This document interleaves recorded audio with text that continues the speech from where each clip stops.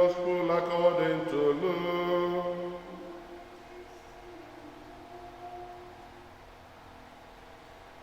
The angel Gabriel was sent from God to a city of Galilee named Nazareth, to a virgin betrothed to a man whose name was Joseph, of the house of David. And the virgin's name was Mary. And he came to her and said, "Hail, full of grace, the Lord is with you." But she was greatly troubled at the saying, and considered in her mind what sort of greeting this might be. And the angel said to her, "Do not be afraid, Mary, for you have found favor with God. And behold, you will conceive in your womb and bear a son, and you shall call his name Jesus. He will be great and will be called the Son of the Most High. And the Lord God will give to him the throne of his father David, and he will reign over the house of Jacob forever. And of his kingdom there will be no end." And Mary said to the angel, "How will this be, since I know not man?" And the angel said to her, "The Holy Spirit will come upon you, and the power of the Most High will overshadow you. Therefore, the child to be born will be called Holy, the Son of God. And behold, your kinswoman Elizabeth, in her old age, has also conceived a son, and this is the 6th month with her who was called barren. For with God nothing will be impossible." And Mary said, "Behold, I am the handmaid of the Lord. Let it be to me according to your word."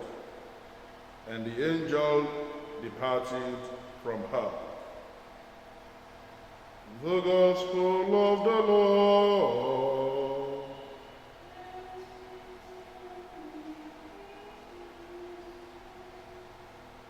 Glory to Jesus. I say good morning to you all, and I wish you all a happy and a fruitful Sunday. May the Lord bless us and bless all our endeavors in this new week through Christ our Lord.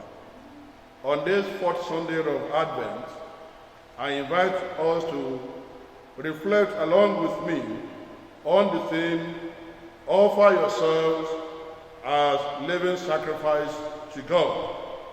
A line taken from letter of St. Paul to the Romans, chapter 12, verse 1. And I begin by reminding us that our lives are gifts from God. Our lives are gifts from God. But we should never forget that whatever we make of our lives, our own gift back to God. I therefore pray that God will give us the grace to make our lives worthy and acceptable offerings to God, our Creator. This is what we must struggle to achieve on a daily basis, because it is in making our lives worthy offering that we find true joy and true happiness, because our God deserves our thanks and all our praises and adoration. The book of Revelation, chapter 11, verse 4 says, "God is worthy to receive glory and honor and power." This, dearly beloved, is what the second reading of today also focuses on, and it gives all honor, praises, and adoration to God. The reading concluded by saying, "To the only wise God be glory forever, through Jesus Christ our Lord." Dear people of God, this act of giving worthy offering and thanksgiving unto God for his goodness is the central theme of both the first and the gospel readings of today's liturgy. David in the first reading and our Mother Mary took both steps to give worthy offering of their lives and of themselves to God. King David, in his own time, recognized the goodness of God in his life for reasoning beyond his imagination and expectation in life. Neither David nor the people around him ever thought he would be anything beyond being a poor shepherd. Even when Samuel came to Jesse, his father, to pick one of his children to be king of Israel, David was the least thought of among the children of Jesse. After becoming king of Israel, his victory over all his enemies, and even before then, over Goliath, were not by his own struggle, but by the grace and the power of God. And David did not forget this at his time of success. In this same line, Mary, our mother, also recognized our choice as a big favor from God. She realized that God took her from nothingness to such a high position, and she did not hesitate to offer herself entirely to God. Behold, I am the handmaid of the Lord, be it done to me according to your word.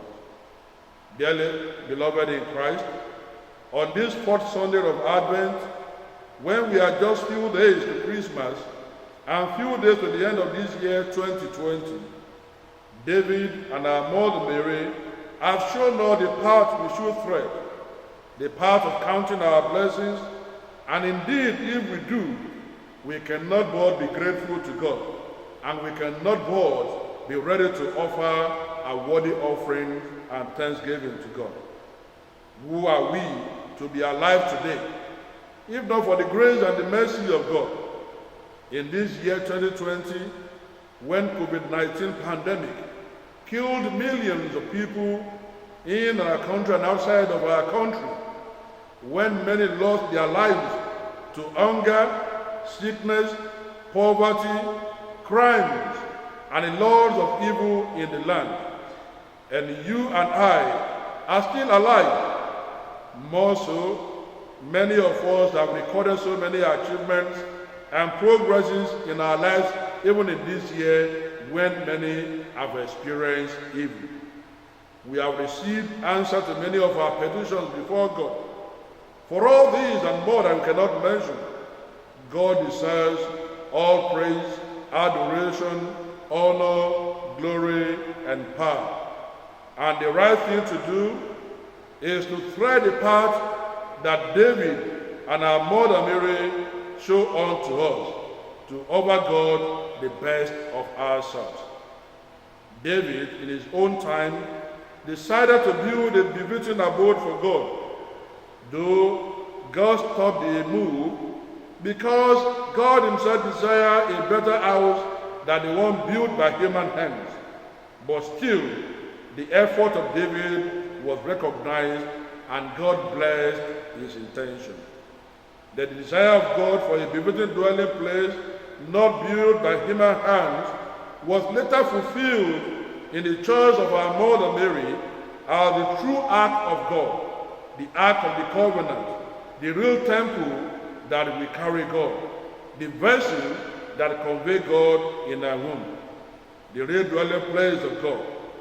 God did not reject the offering of David, but he truly brought it to fulfillment in a descendant by making Mary, the wife of Joseph, the true dwelling place of God.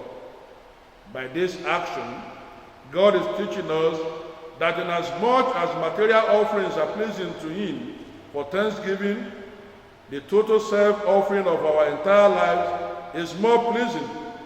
So, at this Christmas season, God is pleased with all the material gifts you give to the church, all the material gifts you give to the priest, to the poor, but is more interested in your soul. Do not only give material gifts when your hearts are far away from God. He truly loves to dwell in a beautiful temple, but he wants to dwell more in our hearts, and we must never forget that. St. Paul reminds us in 1 Corinthians chapter 6, verses 19 and 20, that our bodies are the real temple of God. Jesus himself pointed to these when he proverbially told the Jews to demolish the temple and he will rebuild it in 3 days, in reference to his body. So, the most befitting temples for God at this Christmas are the temples of our hearts. The material things will end, but the temple of our hearts will remain forever if they are properly offered to God. In the Gospel of Mark chapter 13, verse 2, Jesus told us of the physical temple, that time is coming when not one stone will be left on another. Everyone will be thrown down. The book of letter of St. Paul to the Romans chapter 12, verses 1 and 2, all Jesus does. Brethren, I appeal to you to offer your bodies as living sacrifice, dedicated and acceptable to God. That is the kind of worship for you as sensible people. That is the kind of worship for you as sensible people. Meaning that if we are in our right senses, we will know that the most pleasing offering to God at this moment is the offering of ourselves as living sacrifice. So, dearly beloved, whatever it is that will not make your life be a worthy offering to God, you must do away with those things at this moment. This is what the period of Advent, which we started 4 weeks ago, is meant for, to prepare us for Christ, who is coming to dwell in our hearts. So, while other material preparations are necessary, our spiritual preparation is more important, because it is our spiritual preparation that will make us worthy temple to God. At Christmas, let us realize that God is offering us the best of his gift, his only beloved Son. We should also reciprocate by offering him the best, just like David, and more importantly, our Mother Mary, who offered herself completely as an handmaid of God. Let us also offer ourselves as a living, worthy, and acceptable sacrifice to God. Let us examine ourselves to know what are the possible obstacles to our total self-offering. There are sins and vices in our lives. Let us make up our minds this season to do away with them. Let us St. Paul to the Galatians chapter 5, verse 19 to 21, 1 Corinthians chapter 6, verses 9 and 10, gave us a list of all these vices and sins.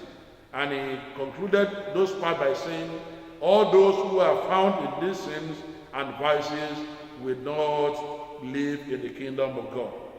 We must struggle, therefore, to overcome them and offer ourselves as living sacrifice to God.